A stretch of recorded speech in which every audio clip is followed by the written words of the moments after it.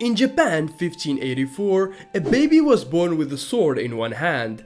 Okay, maybe not literally, but if anyone could have pulled that off, it would have been Miyamoto Musashi. Musashi lived and breathed the sword. By age 13, he was already winning duels. And we are not talking about friendly sparring sessions. These were full-on life or death battles. His opponent's last words were usually something like, "Wait, how old is he?" By the time he was 20, Musashi had already taken down some of Japan's most skilled fighters. Most people would call it a day, maybe take up knitting or something less intense. But not Musashi. No. This guy decided to create his own fighting style, the Nitin Ichi-ryū, which involved wielding two swords at once.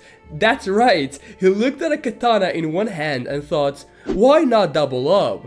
This wasn't overcompensating, it was genius. Imagine facing a guy swinging two swords at once. There was literally no strategy to counter that. Musashi wasn't just swinging swords left and right for fun, he was deeply philosophical. He believed that mastering the sword meant mastering the mind. His mantra was always about seeing the big picture, which is probably why he wandered around Japan challenging people to duels.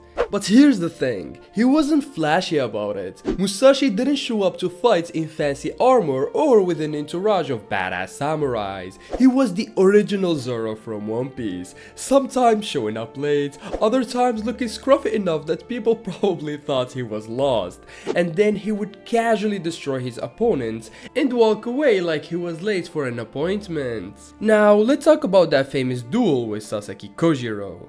Kojiro was such a big deal, famous, stylish, even nicknamed the Demon of the West because of his skill with the massive sword he called the Giant Pole. So here we have Kojiro waiting by the shore, probably expecting a dramatic showdown. Musashi? Well, he shows up late and on a boat whittling down a wooden oar into a weapon. Musashi then beats the crap out of Kojiro with this oversized stick and just walks away, leaving everyone stunned. It was like he showed up to a cooking class with a spoon and made a 5-course meal. So, was Musashi the strongest swordsman in history? Maybe. He was undefeated in over 60 duels and mastered both the blade and the mind. Plus, he went on to write the Book of the Five Rings, which is still considered one of the greatest works on strategy. This guy was so ahead of his time that his strategies are now studied by martial artists, business professionals, and basically anyone trying to win at something.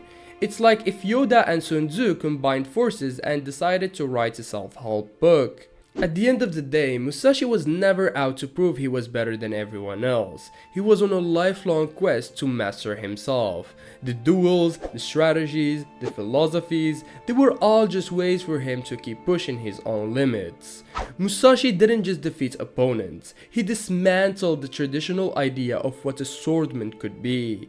In the end, Musashi's real legacy isn't about winning duels, it's about transforming the way we think about mastery, proving that true strength is as much about outthinking as it is about outfighting.